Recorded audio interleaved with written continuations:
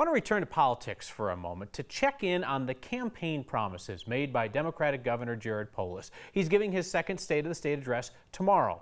We call our running segment Polis Promises, but we're told the group with the song that inspired it, Naked Eyes, is in retirement and unavailable to sing our jingle. So it's left for me to tell you once again, this is Polis Promises. One of Polis's most prominent promises was full-day kindergarten statewide. Funding started in August. Promise kept.